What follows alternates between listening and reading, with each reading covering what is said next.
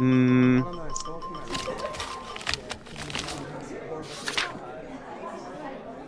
Hmm.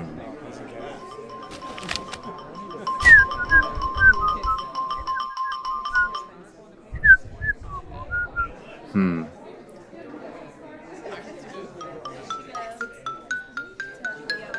Hmm. What's up, bro? You look sad. Tell me everything. Hmm, I just, I just got a bad grade on this last exam. I don't know what I'm going to do. Let me see. Here, Hmm. what if I, what if I don't pass? What What the? if I don't get accepted in another university? What if my parents get mad at me?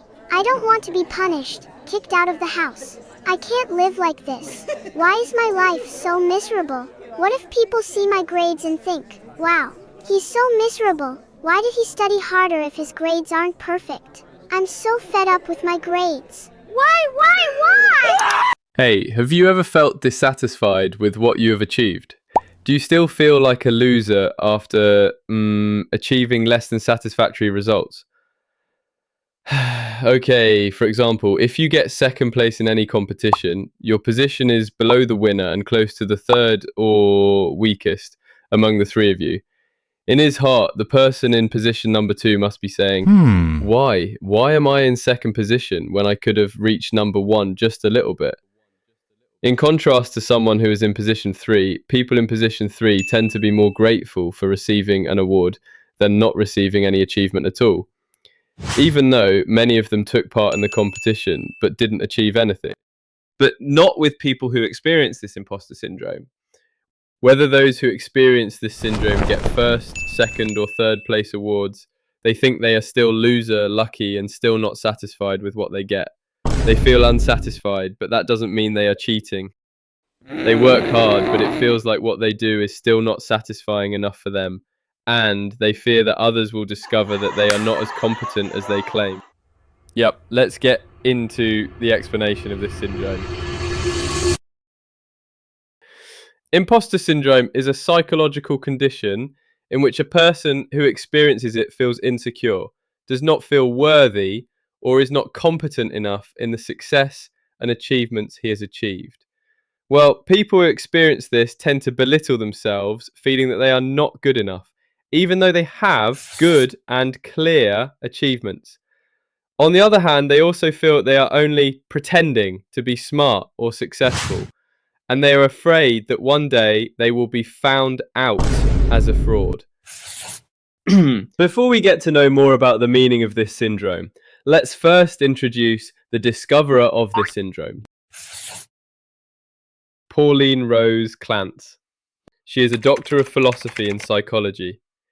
She was born on October 1938 in Welch, West Virginia, United States. She pursued a career as a psychologist at Georgia State University, former clinical chair and psychotherapy program, psychotherapy practitioner with over 30 years of experience, an international speaker on the imposter syndrome phenomenon.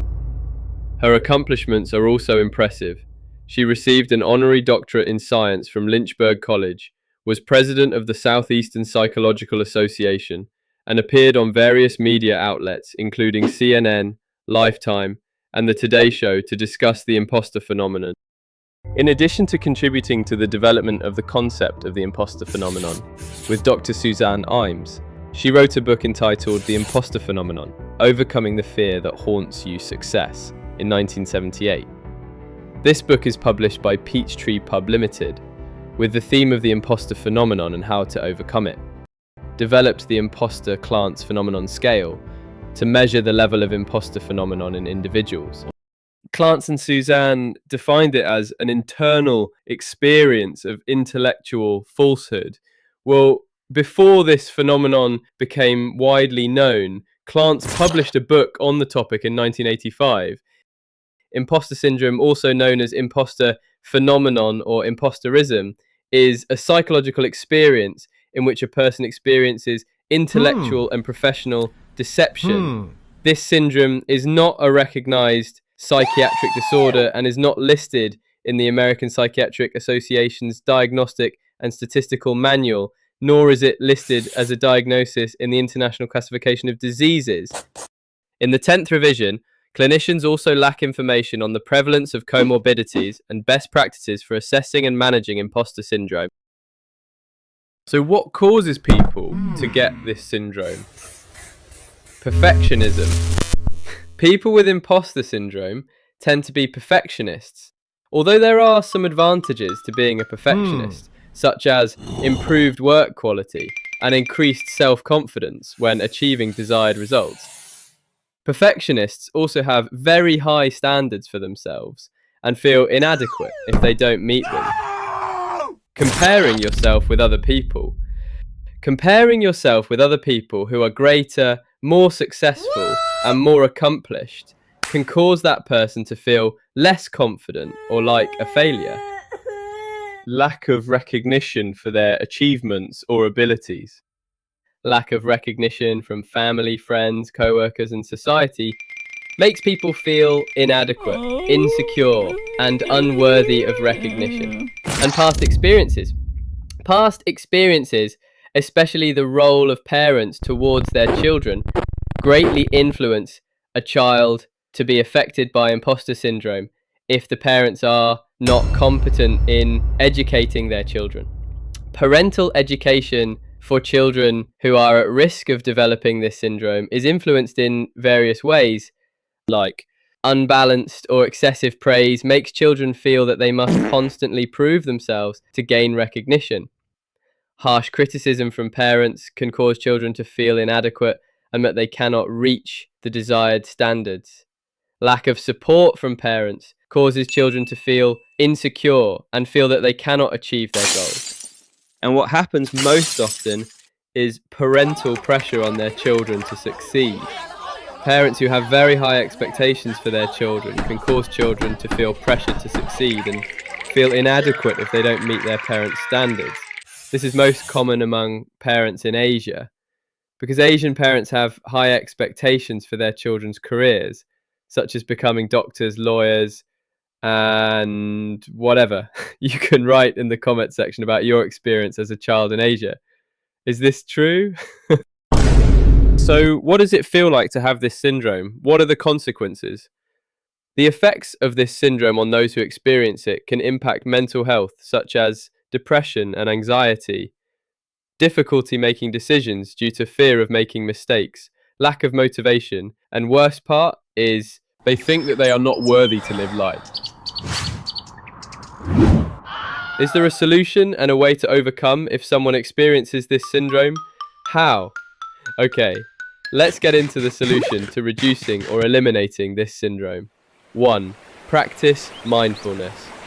A technique used to increase awareness and attention to the present moment by focusing on thoughts and feelings without judgment or overreaction. This practice has many benefits, including reducing stress, increasing awareness, improving quality of life, increasing self-awareness, and helping overcome depression and anxiety. Common mindfulness practices include meditation, prayer, body scan, and daily activities with full awareness. 2. Develop self-compassion. Be mindful and observe your thoughts without judgment. Extend kindness and understanding to yourself as you would a friend, and recognize that suffering and imperfection are a shared human experience. 3. Set realistic goals. Don't expect too much from anything. That is very, very difficult to achieve, or even impossible. And most importantly, seek professional help if this imposter syndrome is affecting your mental health and daily life. And yes, there are several ways to overcome this syndrome by recognizing one's abilities and achievements and not underestimating oneself, developing self-confidence by focusing on one's strengths and abilities, taking risks and trying new things to increase self-confidence, and seeking support.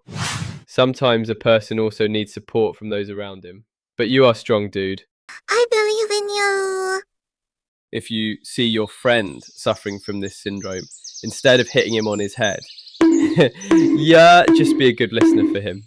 Yeah, sometimes it's quite annoying if you have friends who achieve more than you and then they say, I'm still a loser, I'm still stupid, I still suck, blah, blah, blah. Then hell, who am I worse than him? But yup, we know that people have different characteristics that are influenced by the environment, and how their parents educate them.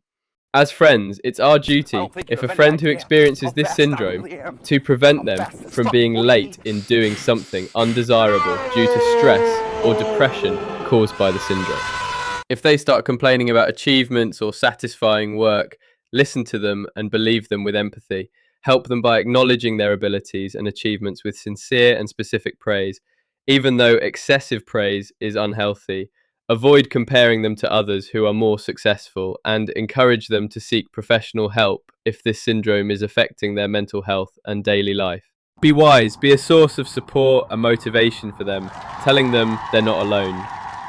Part of imposter syndrome stems from a natural sense of humility about our work. It's healthy, but it can easily cross the line into a paralyzing fear.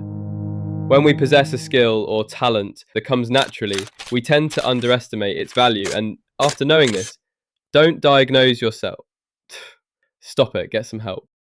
If you feel like you have feelings like this syndrome, go find a psychologist. You only have a few days before depression starts to enter your head. Okay, this is my first video. Only you can judge whether this is good or not. We will meet again in the next video. Bye.